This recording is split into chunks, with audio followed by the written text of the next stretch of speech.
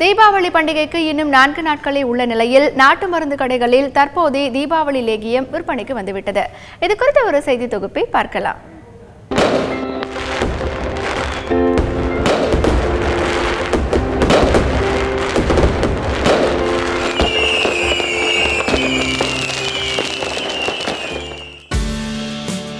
விதவிதமான ஆடைகள், ரகரகமான பட்டாசுகள், சாப்பிட தூண்டும் எண்ணெய் பலகாரங்கள் என அனைத்தும் தீபாவளி கொண்டாட்டங்களுக்காக காத்திருக்கின்றன. பட்டாசுகளை பாதுகாப்பாக வெடித்தாலும் எண்ணெய் பலகாரங்களை சாப்பிடுவதால் ஏற்படும் உடல் உபாதைகளை எப்படி களைவது என்பதற்கான விடைதான் நம் முன்னோர்கள் உருவாக்கி தந்த திரிகடுக லேகியம். தீபாவளி நேரத்தில் அதிக அளவில் பயன்படுத்தப்பட்டதன் காரணத்தினால் இது காலப்போக்கில் தீபாவளி லேகியம் ஆனது. இந்த லேகியத்தை எடுத்துன்றதால நமக்கு நல்ல பசியை தூண்டும். நம்ம இந்த அளவில்லாத இனிப்புகள் சாப்பிட்றதுக்கு நமக்கு ஒரு சந்தர்ப்பமாக இருக்கும். அந்த சாப்பிட்ட பிறகும் திருப்பி நம்ம இந்த லேகியத்தை எடுக்கிறதால நம்ம எடுத்துட்ட அந்த உணவெல்லாம் ஜீரண சக்திக்கு வந்துடும்.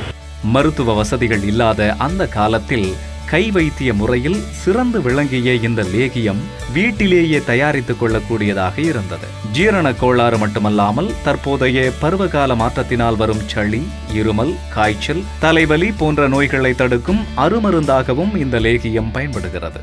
சளி சேராது, நோய் எதிர்ப்பு சக்தி கிடைக்கும். முதல் சாப்பிட்டீங்கன்னா நல்லா சாப்பிட தூண்டும், சாப்பிட்ட பிறகு சாப்பிட்டீங்கன்னா நல்லா டைஜஷன் ஆகும். இது 2 பர்பஸ்க்கு நல்லா யூஸ் ஆகும். பண்டிகை அன்றைக்கி காலையில் தலை குளித்த உடனே ஃபஸ்ட்டு லேகியத்தை தான் கொடுக்குறது. ஏன்னா அன்றைக்கி எவ்வளோ ஸ்வீட்ஸ், எவ்வளோ எண்ணெய் பலகாரம் நம்ம வீட்டில் பண்ணுறது மட்டும் இல்லாமல் பக்கத்து வீட்டில், எதிர் வீட்டில், எல்லார் வீட்லேயும் போய் சாப்பிட்டு வந்துடுவாங்க பசங்க. நம்ம அன்றைக்கி கண்ட்ரோலே பண்ண முடியாது.